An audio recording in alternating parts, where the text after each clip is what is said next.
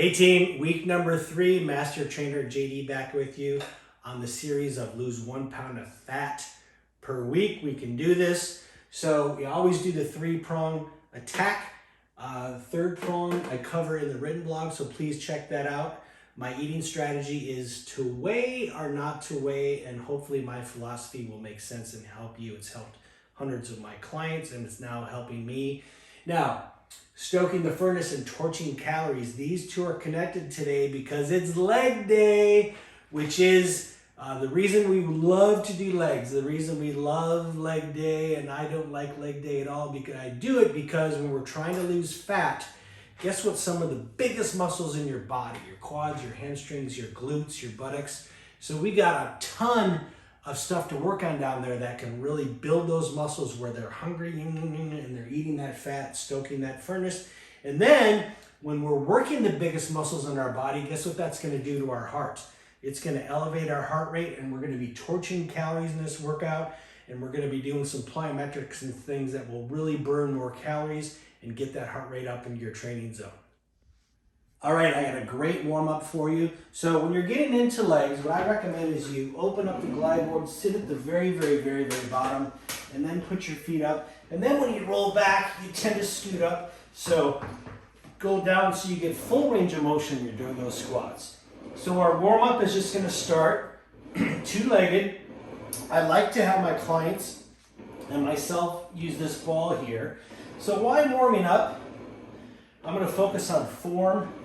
I have a neutral spine going on. I can a little bit of arch in my back that I can slide my hand under. And then I'm going to make sure those knees are tracking over the midfoot, which is why the ball helps and which will also engage your inner thighs. Okay, so leg day. Lots of joints at work, so we really want to make sure we do a proper warm-up. So as you can see, I'm just doing single legs. Now I'm going to show you from Pilates. And Total Gym calls this the hip roll, so check it out. I love this. I'm gonna come up, I'll do it slow twice, lift my hips, and as I come down, I'm gonna keep lifting my hips, and then when I'm at the bottom, I'm gonna slowly articulate my spine, 1 vertebra at a time, and then back to neutral, and one more time slow, extend up, lift as high as I can, and then keep lifting as high as I can. It feels so yummy. Articulate 1 vertebrae at a time, like you're laying down a string of pearls. And then that feels really good. Not only is it gonna work your buttocks and your lower back, it's gonna really help articulating that spine to keep that spine loosey-juicy. So after I focus on form, I can do that hip roll a little bit faster after you get used to it, but really start slow so you can really focus on stretching that spine. Now, we got the legs warmed up. I'm doing a 2-legged squat, of course. Notice that I'm only pushing about 60% of my body weight. So hey, remember that rule of 10, that you want to burn those muscles quicker than longer, like right around 10 repetitions. So how do I make this twice as hard if I really want to fire those legs and get them taxed? I can just go to a single leg, make it twice as hard. So I'll reposition my foot towards the middle of the squat stand, and then it's twice as hard. Again, I'll take a look at my knee to make sure it's tracking over the middle of my foot. And then this week, I'm going to show you some compound exercises. So good old multitasking. So what I'm going to do is do a little leg raise with an oblique twist. I like to put a hand digging right into my obliques, so I am getting some tactile feedback there. And then of course I'm going to do that on the other leg, but that'll really get that leg nice and toasty and breaking the muscles down so they build back hungrier, requiring more calories to keep them alive. Now, multitasking again, so I can turn on my side. I advocate putting your heel way to the front. People tend to feel this one right up into the buttocks and the glutes. And then I'll have this leg kind of hanging out. I like to invert my foot a little bit. And I'm going to come down, and as I go up, squeeze that inner thigh. Okay, I'm going really slow just to show you, but you can rock and roll with this. Now the other thing I'm going to do, 3-for-1 special, I'm going to do an oblique crunch So I'm working the inner thigh, I'm working the right thigh, and I'm getting a nice little oblique fire going. Okay, let's move on to plyometrics, my favorite. Good old plyometrics. So the example I like to use is this. We want to do explosive movements like plyometrics because that is really going to stoke that furnace. And I always use the example of sprinters. They're doing explosive fast moves for 100 yards, and look at their legs. They're nice and meaty, and they burn a lot of calories. And they're using fast twitch muscle fibers, what plyometrics is going to tax. Compare that to a marathoner's runner. They have more slow twitch muscle fiber. So use that as an example to get you excited for plyometrics.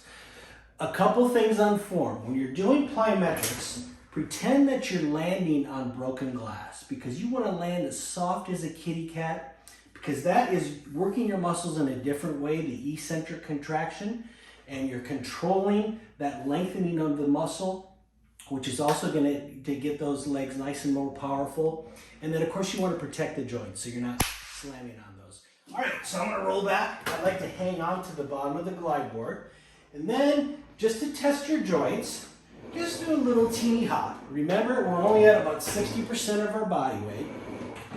I love doing plyos with my older clients. I have a lot of older clients because as soon as I get them jumping, they might have jumped in like 40, 50 years. Instant smile happens every time. I love it. Okay, so now I'm feeling good, so I can really pick up the pace, landing softly. Keep your head relaxed once you trust the landing. Now, there's a lot of games we can do. Let's go to Aspen. So, getting ready for ski season. A little ski motion, or one of my favorites, my clients' favorites, is good old hopscotch. So, I'm going to launch off with 2, land on 1, 2, and then the alternate. So, can you do single leg plyometrics? Yes, you can, and that's really going to get that leg nice and burnt. Okay, so let's move on. Okay, let's end with the hamstrings. Somewhat neglected muscle on leg day, so don't forget your hamstrings, and I'm going to show you how to work up into the glutes as well. So this is called the wing attachment. One of the awesome things about the Total Gym is the accessories. Can turn, this being 100 exercises into 1,000 with these little toys that we can get from Total Gym Direct. This is the wing accessory. You can see we can use it for pull-ups, but today hamstrings. So when you do this, make sure that you lead in with your heel and then lead out with your toe. It's just the easier way to get in. And then one more tip. People tend to flex their feet, which is going to burn out this little shin muscle. So keep the toes pointed, pull through the heel so we're working into the hamstrings. I'm going to lie back, and then I'm going to make sure that, again, my tailbone's at the very, very top of the glide board so I get full range of motion. Now, please notice, hamstrings are a lot smaller muscle group than these guys, so I've knocked the level down.